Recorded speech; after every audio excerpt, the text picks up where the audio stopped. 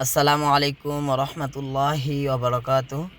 সম্মানিত দর্শক, আমি আরও একটি ভিডিওতে আপনাদেরকে আরাফার কিছু ভিডিও তুলে ধরেছিলাম।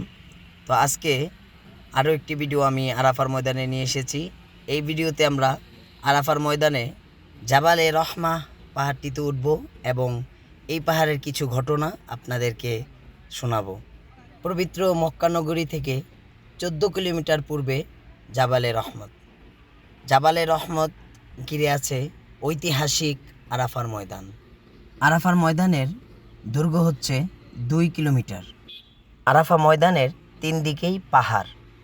দর্শক, হজরত আদম আলাইহিসসালাম এবং হাওয়া আলাইহিসসালাম শয়তানের ধোকায় যখন জান্নাত থেকে বিতাড়িত হয়েছিল, আর পৃথিবীতে আসার পর অনেক খোঁজাখুঁজির পর দুজনে অনেক কান্নাকাটির পর আল্লাহ পাক প্রথম এই আরাফার ময়দানেই তাদেরকে একত্রিত করেছিল এবং এই জাবালে রহমার উপরেই উঠে ওনারা দোয়া করার পর আল্লাহ পাক একত্রিত করেছিল। হজরত আদম আলাইহিসসালাম এবং হাওয়া আলাইহিসসালাম আল্লাহ পাকের অত্যাধিক পছন্দের ছিলেন বিদায় আল্লাহ তাআলা বিশ্ব মুসলিমদের জন্য আরাফার ময়দানে অবস্থান করা হজের মূল রুকন হিসাবে কবুল করেন। আরাফার ময়দানে জোহর এবং আসরের নামাজ একসাথে আদায় করেন হাজি সাহেবরা।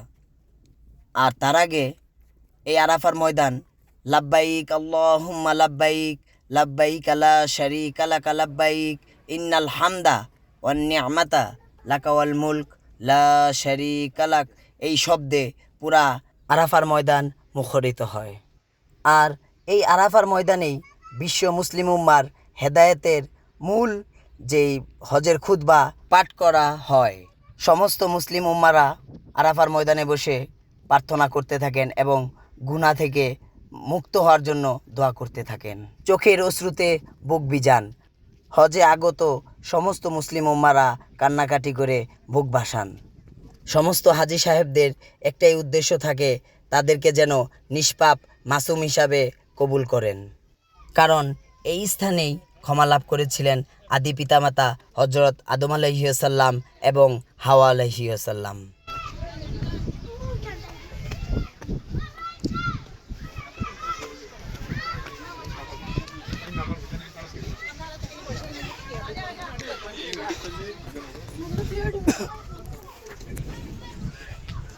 দর্শক, আমরা জাবালে রহমার উপরে উঠতেছি, আর অল্প কিছুক্ষণ বাকি। উপরে ওঠার পর জাবালে রহমার যেইখানে বসে হজরত আদম আলাইহিসসালাম এবং হাওয়া আলাইহিসসালাম দোয়া করেছিলেন, আমরা সেই জায়গাটি আপনাদেরকে দেখানোর চেষ্টা করব। দর্শক, হজের সময় এখানে পারমিট ছাড়া আসা যায় না। হজ ছাড়া অন্য সময় এখানে অনেক মানুষ আসে, জিয়ারা করে, দোয়া করে, কিন্তু হজের সময় এখানে হজের কার্ড ছাড়া এখানে প্রবেশ নিষেধ।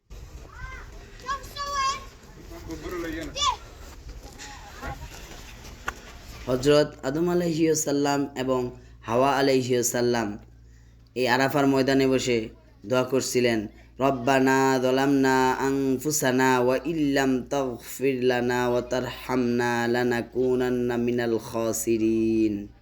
আর যখন এই দোয়াটি পাঠ করেছিলেন তখন আল্লাহ রাব্বুল আলামিন তাদের অতীতে যত গুনাহ করেছিলেন, যে জান্নাত থেকে শয়তানের ধোকায় যেই ভুল করে তারা এই পৃথিবীতে চলে এসেছিলেন, সেই ভুল ক্ষমা করে দিয়ে নতুন জীবন দান করেন।